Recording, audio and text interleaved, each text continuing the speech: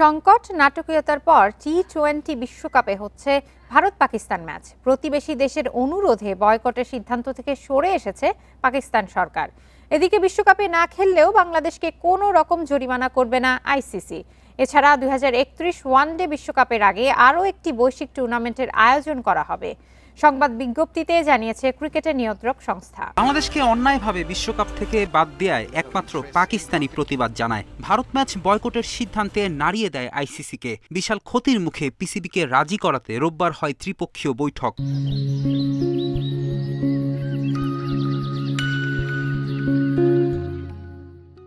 সেখানে বিসিবি সভাপতি বুলবুল রাখেন গুরুত্বপূর্ণ ভূমিকা। দুই দেশের গণমাধ্যম জানায় ৩ শর্তে ভারতের বিপক্ষে খেলবে পাকিস্তান। এর মধ্যে বাংলাদেশের স্বার্থ উঠে আসে। সোমবার রাতে বিসিবি বিবৃতি দিয়ে জানায় ভারতের বিপক্ষে ম্যাচ খেলতে পাকিস্তান ক্রিকেট বোর্ডকে অনুরোধ করেছেন আমিনুল ইসলাম বুলবুল। ক্রিকেটের ইকোসিস্টেমের জন্য বিসিবি চায় ম্যাচটি খেলুক পাকিস্তান। এর কিছুক্ষণ পর আইসিসি সংবাদ বিজ্ঞপ্তি দেয়, যেখানে বাংলাদেশকে বিশ্বকাপ না খেলায় কোনো জরিমানা না করার কথা জানানো হয়। পাশাপাশি 2031 সালের আগে আরও একটি বিশ্বকাপের স্বাগতিক করার আশ্বাস দেয়া হয়েছে। 2031 ওয়ানডে বিশ্বকাপ ভারতের সঙ্গে যৌথভাবে আয়োজনের কথা বাংলাদেশের। আইসিসির প্রধান নির্বাহী সঞ্জয় গুপ্তার প্রতিক্রিয়া, বিশ্বকাপে বাংলাদেশের না থাকা দুঃখজনক। বাংলাদেশের ক্রিকেট উন্মাদনা ও ক্রিকেটের নিবেদনের প্রতি আস্থার কথা বলেছেন। বাংলাদেশকে শাস্তি না দেয়া ও পুরস্কারের প্রতিশ্রুতিতে পাকিস্তানও অবস্থান থেকে সরে এসেছে। যাদের জন্য ভারত ম্যাচ বয়কটের সিদ্ধান্ত নিয়েছিল তারা সেই বাংলাদেশের পক্ষ থেকেও অনুরোধ করা হয়েছে। শ্রীলঙ্কা, আমিরাত সহ বেশ কটি দেশ আছে সেই তালিকায়।